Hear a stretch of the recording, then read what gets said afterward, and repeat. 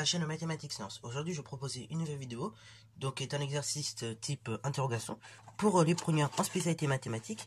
Et dans cette vidéo, donc pour les premières en spécialité mathématiques, donc d'exercice type interrogation, je vous propose un exercice donc comme son nom l'indique de type interrogation sur le nombre dérivé, ok, sur la dérivabilité et le nombre dérivé. Alors du coup, voilà l'exercice qui est le suivant. Donc c'est un exercice que j'ai eu en interro il y a pas longtemps. Et du coup, je me suis dit, bon, ce serait pas plus mal finalement de le corriger en vidéo. Comme ça fait un espèce d'exercice bilan. Enfin, exercice bilan, ça fait un espèce d'exercice encore une fois d'entraînement. Bah, pour vous, en fait, si vous voulez vous entraîner à interro sur ce sujet-là. Ok, bravo. Ou si vous avez un sujet de ce type-là, et bah, du coup, ça va permettre de vous corriger plus ou moins ou de vous entraîner encore un petit peu. Au cas où si vous préparez un contrôle sur le sujet, du coup.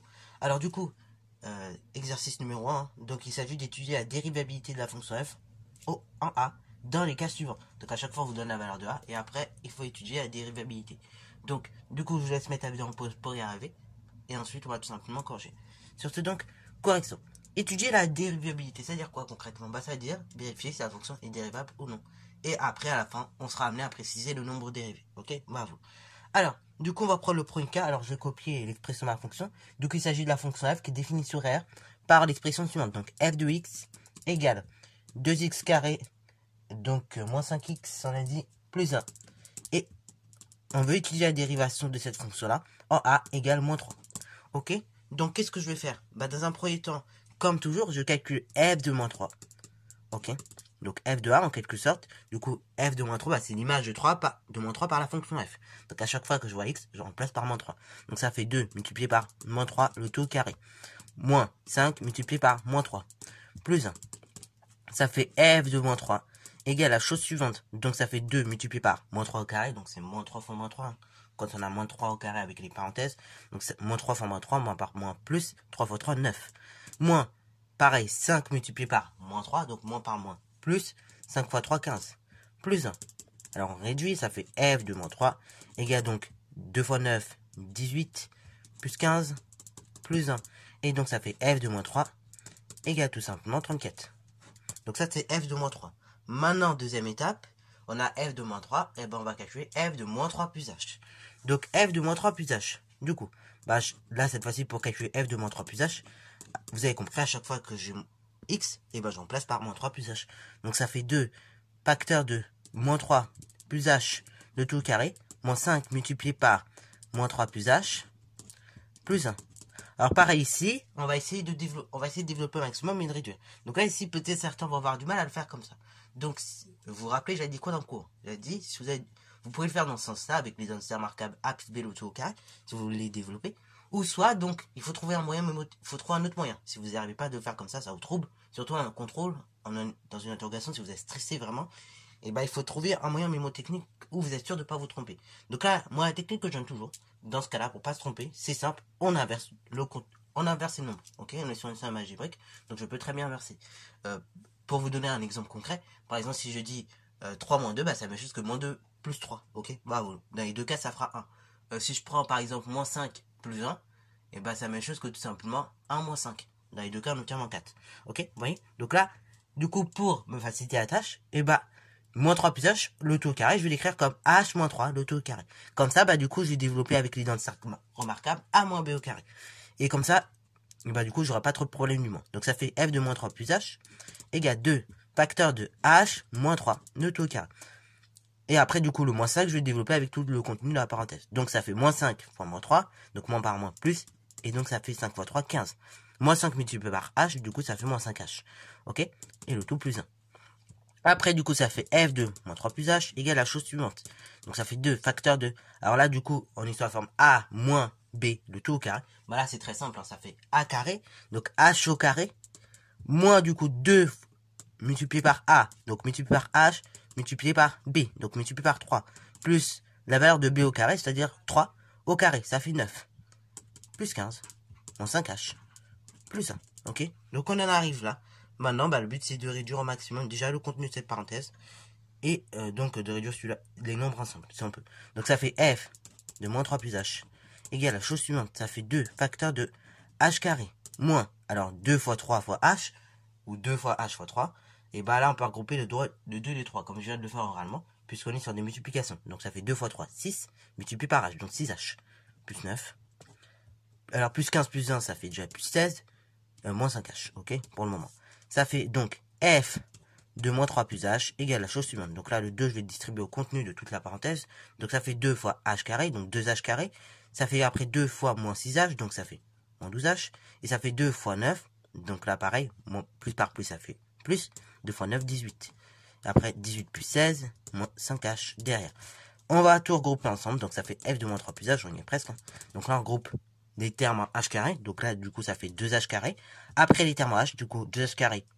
Après, j'ai moins 12h, moins 5h, du coup, ça fait moins 17h. Et les nombres ensemble, donc 18 et 16, il se trouve que ça fait également 34. Ok? Donc voilà, vous. Là, on a calculé tout simplement f de moins 3, juste ici, et f de moins 3 plus h. Alors, c'est pas fini. Maintenant, il faut le taux de variation entre les deux. Entre moins 3 et moins 3, entre moins 3 plus h et moins 3. Donc, qu'est-ce que je vais faire? Bah, je vais utiliser la même formule que j'utilise depuis le début, en fait. Donc là, le taux de variation entre moins 3 et moins 3 plus h, bah, encore une fois, c'est une formule que vous devez bien connaître. Hein.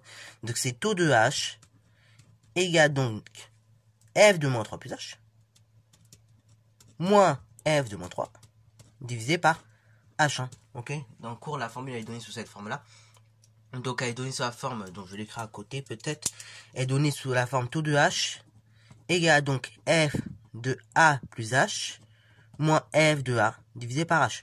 Donc là, du coup, dans notre cas, f de a plus h, bah, du coup, a vaut moins 3, donc c'est f de moins 3 plus h moins f de moins 3, ok, le tout divisé par h, ok, bravo. Alors du coup, bah, on va tout simplement remplacer dans notre expression, des choses, ok, ça fait taux de h égale, donc f de moins 3 plus h, bah, c'est tout simplement cette valeur-là, que j'ai trouvée précédemment. Donc c'est du coup, c'est 2h carré, moins 17h, plus 34, moins la valeur de f de moins 3, c'est-à-dire moins 34. Plus 34, moins 34, ça s'annule. Du coup, il me reste 2h carré, moins 17h. Donc, on peut peut-être un petit peu régler la fraction. Ok, dans le sens où on va essayer de factoriser du coup par h. Hein. Vous voyez, j'ai un facteur commun qui est h à chaque fois dans les deux termes, hein, dans 2h carré et 17h. Du coup, je peux factoriser par h, ce qui va grandement m'arranger. Ok, donc ça fait h facteur de 2h moins 17. Le tout sur h. Vous pourrez revérifier, redévelopper. Normalement, vous obtenez 2h carré moins 17h. Ça fait taux de h égale la chose suivante. Donc là, j'amplifie le h avec ce h1. Hein. Je multiplie par h, je divise par h, du coup ça fait 1. Et il me reste 2h, donc moins 17 on a dit. Maintenant, j'en arrive là. Étape suivante, il s'agit de calculer la limite du taux de variation, taux de h, lorsque h tend vers 0. Ok, lorsque h tend vers 0, le taux de variation va tendre vers quel nombre? Ok, donc du coup, c'est très simple. Lorsque h tend vers 0, alors, du coup, taux de h tend vers quoi? Bah là, pareil. Il y en a certains, ils ont du mal avec ce raisonnement. Hein. Donc, c'est très simple. Si h il tend vers 0, bah qu'est-ce qui va se passer? Là, 2h, dans un premier temps, il va tendre vers 0, ok? Parce qu'à un moment donné, quand je multiplie n'importe quel nombre par 0, par 2, si je multiplie 0 par 2, 2000, 5000, etc., je vais obtenir 0, ok? On l'a déjà dit depuis la 6ème, en fait. Hein. N'importe quel nombre multiplié par 0, ça fera 0. En même temps, ok? Après, bah du coup, j'ai 0, il va me rester le moins 17. Le moins 17, il peut partir. Donc en fait, lorsque h tend vers 0, et bah taux de h, ce taux de variation là, va tendre vers tout simplement moins 17. Hein, puisque cette partie-là va valoir 0, et du coup, il restera moins 17. Ok? Voilà, voilà. Donc là, du coup, lorsque h tend vers 0, taux de h tend vers 17. Donc, qui est réel. Ok? Ça veut dire quoi? Ça veut dire que f est dérivable. Ok? Vu que la limite du taux de variation lorsque h tend vers 0 est égal à un nombre réel, c'est-à-dire que f est dérivable. Il est dérivable en a égale 3. Et on peut préciser même f' de moins 3 égale tout simplement la limite du taux de variation lorsque h tend vers 0. C'est-à-dire f' de moins 3 égale moins 17. Ok? Voilà. Voilà donc pour le premier cas. Maintenant, on va passer au second cas qui peut parfois faire un petit peu peur. Alors, second cas, donc c'est une fraction, ok? Donc, on va copier rapidement la fonction. Donc, il s'agit de la fonction f qui est définie cette fois-ci sur r étoile par f de x égale, donc on a dit moins 3 sur x carré. Et on va étudier sa dérivation ici, donc il s'agit de la dérivation de 2, ok? Bravo. Donc, du coup, pareil, même chose. On calcule f de 2 plus h. Donc, c'est exactement toujours la même chose. Donc, f de 2, c'est l'image de 2 par la fonction. Donc, c'est moins 3 sur 2 au carré. C'est-à-dire moins 3 sur 4. Fin de l'histoire. maintenant je calcule f de 2 plus h. Donc toujours en méthode, je remplace x par 2 plus h. Donc ça fait moins 3 sur 2 plus h le tout au carré. Et je m'arrête là. Je ne vais pas développer le dénominateur encore une fois. Ça va me servir. Le dénominateur tel qu'il est sous forme factorisée va me servir après pour justement mettre au même dénominateur mes deux fractions. Alors, du coup maintenant, on ressort la magnifique formule. Taux de h égale. Donc, du coup, le taux de variation de la fonction f entre tout simplement 2 et 2 plus h. Alors, du coup, comme je disais, calcul du taux d'accroissement ou bien taux de variation entre moins 3 et moins 3 plus h. Donc, toujours la même chose. C'est f de moins 3 plus h. Donc, enfin, c'est f, pardon, de 2 plus h, moins f de 2, divisé par h. C'est-à-dire, taux de h égale la chose suivante. Alors, on peut mettre les équivalences encore une fois. Donc, on reprend les résultats trouvés précédemment. Donc, f de 2 plus h, on avait dit que c'était moins 3, donc sur 2 plus h tout au carré. Moins f de 2, donc on avait dit moins 3 quarts. Ok, jusque-là, on est d'accord. De tout divisé, bien évidemment, par h. Ok, équivaut à taux de h égale la chose suivante. Donc là, maintenant, le but, c'est de réduire le numérateur. C'est ça le plus compliqué au niveau des fractions. Et donc, pour réduire le numérateur, ok, qui est lui-même composé d'une fraction, et ben, il va falloir faire quoi? Il va falloir tout simplement regarder le dénominateur commun, ok, de ces deux fractions. Donc là, quel est le dénominateur commun entre 2 plus h tout au carré et 4? Et ben, tout simplement, la réponse est très simple, c'est le produit des deux. Donc, je veux multiplier la première fraction, donc moins 3, donc tout simplement sur 2 plus h tout au carré par 4. Ok, donc comme on peut voir juste ici. Et la seconde fraction, donc moins 3 sur 4, donc moins 3 quarts, je vais la multiplier par tout simplement 2 plus h tout au carré. Ok, de là, du coup, je peux embrayer et donc régler un petit peu la fraction. Ok, je peux tout réduire au même dénominateur. Un taux de h égale la chose suivante. Donc là, on va y aller tout doucement, vraiment pour bien comprendre la chose. C'est donc moins 3 fois 4, c'est-à-dire moins 12, sur 4 facteur de 2 plus h le tout au carré, moins, du coup, moins 3 facteur de 2 plus h le tout au carré, sur, à nouveau, 4 facteur de 2 plus h le tout au carré. Le tout sur h à nouveau. Donc là, on réduit tranquillement. Ça fait taux de h égale la chose suivante. Ça nous fait donc tout simplement du... Alors, on réduit tout le numérateur ensemble. Ça nous fait moins 12. Moins, donc, toute la parenthèse, c'est-à-dire moins 3, moins 2 plus h, le tout au carré. Le tout divisé par 4 facteur de 2 plus h, le tout au carré. Ok. Le tout lui-même divisé par h. Ok. Donc, on va régler un petit peu la fraction. On va essayer de supprimer cette parenthèse inutile. Donc, parenthèse précédée d'enseignement. Tous les nombres de la parenthèse sont de signe contraire. Donc, taux de h égale la chose suivante. Ça nous fait donc tout simplement, on a dit. Donc, pour le numérateur, ça nous fait du moins 12. Enfin, ça nous fait, oui, bien moins 12. Là, pareil, dans la parenthèse, du coup, c'était négatif, moins 3, donc ça devient positif. Donc, moins 12 plus 3, facteur de 2 plus h, le tout au carré. Voilà, comme ça, on a fait sauter une petite parenthèse, c'est nickel. Le tout sur 4, facteur de 2 plus h, le tout au carré, lui-même divisé par h, ok? Donc, on en arrive là. Donc, on en arrive là. Objectif, encore une fois, ça va être tout simplement de développer au maximum le numérateur, ok? On va développer au maximum le numérateur, et après, de là, on va essayer de le simplifier. Donc, ça fait taux de h égale la chose suivante, donc ça fait moins 12 plus 3 facteur de 2 plus h tout au carré. Donc on développe avec les identités remarquables a carré plus b carré. Hein.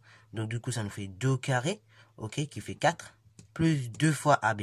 Donc 2 fois 2 fois 2 fois h, donc c'est-à-dire 4h directement, plus h carré. Ok, nickel. Le tout sur 4 facteur de 2 plus h au carré, je n'oublie pas, de tout lui-même divisé par h. Équivaut à taux de h égale. Donc, le tout divisé par h. Du coup, je développe, ça fait moins 12. Plus 3. Et ce 3, je vais distribuer à toute la parenthèse. Donc, ça fait 3 fois 4, 12. 3 fois 4h, du coup, ça fait 12h. Et 3 fois, tout simplement, h, ça fait tout simplement 3h. Le tout divisé par 4, facteur de 2 plus h, le tout au carré. Équivaut à taux de h égale. Donc là, j'ai moins 12 plus 12, ça s'annule. Donc, ça nous fait du 12h plus 3h. Le tout sur 4 facteur de 2 plus h, le tout carré, le tout lui-même sur h. Ok, jusque là on est d'accord. Alors on va essayer de simplifier au maximum, ok, pour nous sortir un petit peu de l'auberge, ok. Alors déjà, cette écriture-là, vous savez, on n'aime pas enchaîner des divisions sur des divisions, donc on va essayer d'écrire cela sous la forme d'un produit. Ok, vous savez que diviser par une fraction, c'est multiplier par inverse. Ce qui veut dire que diviser toute cette fraction par h, bah, ça revient multiplier par inverse de h, c'est-à-dire 1 sur h. Donc taux de h égale, donc 12h plus 3h sur 4 facteur de 2 plus h carré, multiplié par la chose suivante, c'est-à-dire multiplier tout simplement par 1 sur h. Ok, là, ce dont je vais faire pour cette fraction, on va la régler un petit peu. On va essayer de factoriser par 3. Ok, on va essayer de factoriser par 3 et pas par 3 n'importe comment. Ok, on va Alors d'ailleurs, c'est 3h carré, sinon ça marche pas. Du coup, on va essayer de factoriser par 3h. Ok, on en facteur commun. Donc ça fait taux de h égale 3h, facteur de tout simplement 4. Ok, on va plus tout simplement, on a dit donc tout simplement h. Le tout divisé par 4, facteur de 2 plus h, le tout au carré, multiplié par 1 sur h, ok. On simplifie l'écriture. Donc là, je multiplication par h, je divise par h. Donc ça fait taux de h égale 3 facteur de 4 plus h sur 4. Ok, facteur de 2 plus h. Le tout au carré, et c'est tout, ok. Puisque toutes ces quantités, donc le numérateur, il est multiplié par 1, ok. Et le dénominateur, bah, vu qu'on a simplifié par h, il reste juste là. Il reste juste 1, ok. 4 facteurs de 2 plus h au carré. Maintenant, regardez. Donc, là, le mieux, on peut pas faire mieux que ça, en fait. Alors, on pourrait séparer l'écriture pour mieux voir encore les choses, mais ça sert pas forcément à grand chose de le faire. Donc, du coup, on va regarder les choses, et on va essayer de comprendre vraiment qu'est-ce qui va se passer lorsque h va tendre vers 0. Si h, justement, tend vers 0, qu'est-ce qui va se passer? Le numérateur, donc, de taux de h, va tendre vers un réel fini, ok. Donc, 4 plus h, du coup, il va tendre vers 4, ok, et 3 fois 4, ça fait 12.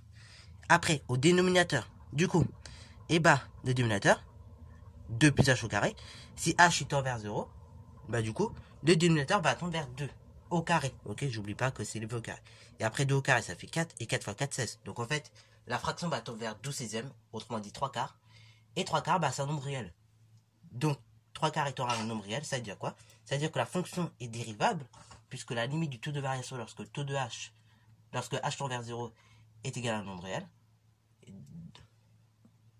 On a bien une fonction qui est dérivable, hein, dans ce cas-là, lorsque le taux de variation, lorsque h tend vers 0, enfin lorsque la limite du taux de variation, lorsque h tend vers 0 de notre fonction tend vers un nombre réel, et bah dans ce cas-là, on a une fonction dérivable, ok. Donc on va noter rapidement cette conclusion, et après, bah tout simplement, c'est la fin de la vidéo. Donc voilà, lorsque h tend vers 0, c'est-à-dire que taux de h va tendre vers 12/16 ou bien 3 quarts, qui est un réel. C'est-à-dire que la fonction est dérivable en a égale 2, et du coup, le nombre dérivé de f en 2, f' de 2 est égal à la limite du taux de variation lorsque h tend vers 0, c'est-à-dire 3 quarts. Voilà, tout simplement. Donc sur ce, c'est la fin de cette vidéo. J'espère qu'elle t'a plu. Si c'est le cas, n'hésite pas à la liker, commenter et balancer toi en mathématiques et en sciences.